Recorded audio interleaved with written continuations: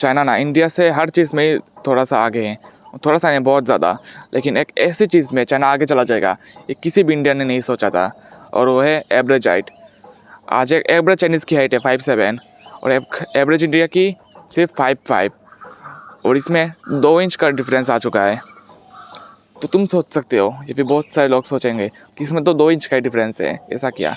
लेकिन तुम्हें तो पता ही होगा कि इंडिया में एक स्टेरियोटाइप है कि चाइनीज़ लोग छोटे होते हैं, लेकिन यो स्टेरियोटाइप अब ब्रेक हो चुका है।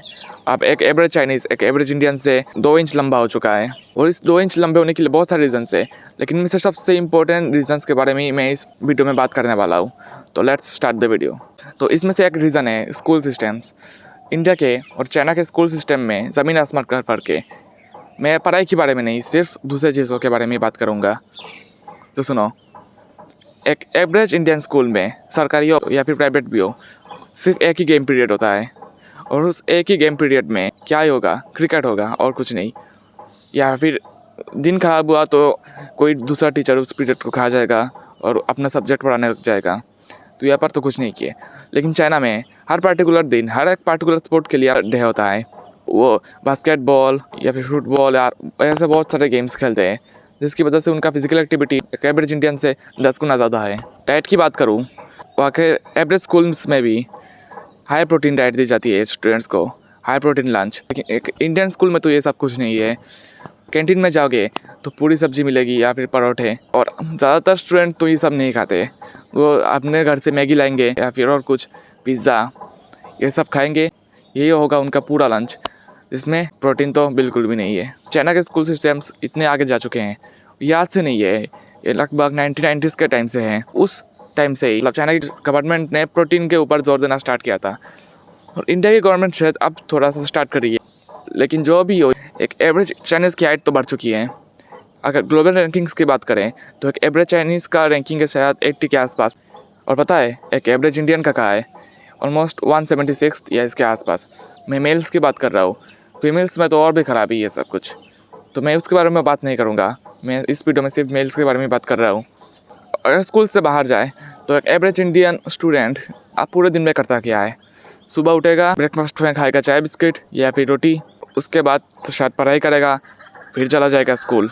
और स्कूल की बात करें तो पूरे स्कूल के दिन में क्या ही करेगा पता है, बैठा रहेगा एक जगह, थोड़ी पढ़ाई करेगा, दोपहर में खाएगा लंच में मैगी, उसके बाद घर आ जाएगा, घर आके थोड़ा रेस्ट करेगा, फिर चला जाएगा ट्यूशन पे, ट्यूशन से आके डिनर में रोटी सब्जी, अगर बहुत अच्छा दिन हुआ तो शायद खाएगा पनीर।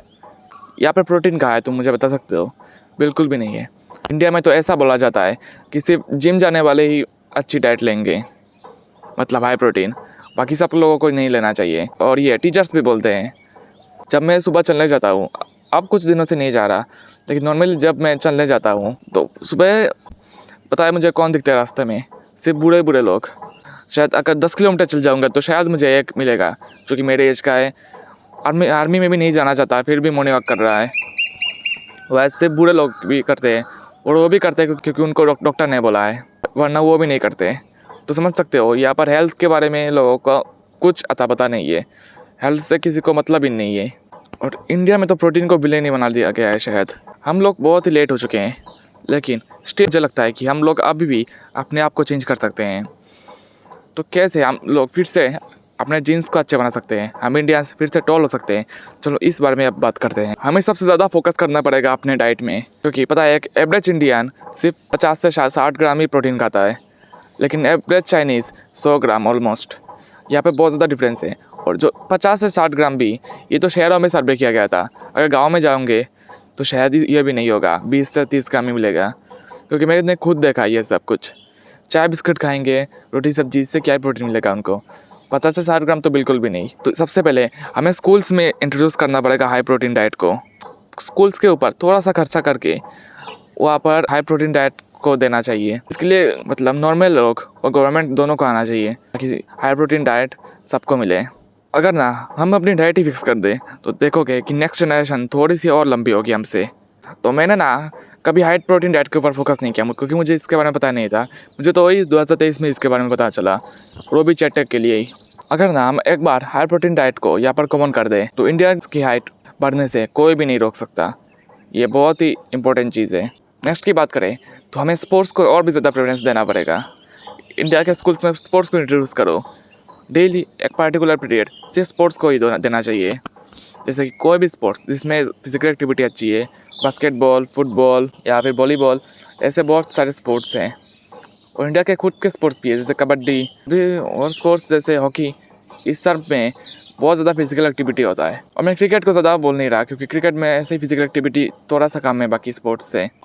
और जो सबसे बड़ा चीज़ जो इंडियन कर सकते हैं वो है अपने माइंडसेट को चेंज करना। प्रोटीन विलेन नहीं है, प्रोटीन है हमारा दोस्त। प्रोटीन को ऐसा नहीं देखना चाहिए कि इससे किडनियाँ फेल होगी। प्रोटीन को ऐसा देखना चाहिए जिससे हमारी जेनेटिक्स चेंज होगी, क्योंकि चाइना ने भी करके दिखाया है और हम भी करके दिखा सकते हैं। तो मेरी वीडियो अच्छी लगी तो लाइक कमेंट ज़रूर करना और चैनल को भी सब्सक्राइब कर लेना, क्योंकि मैं ऐसे ही बहुत सारे इंटरेस्टिंग टॉपिक्स पे वीडियो बनाता हूँ जिससे तुम्हारी ग्रोथ होती है।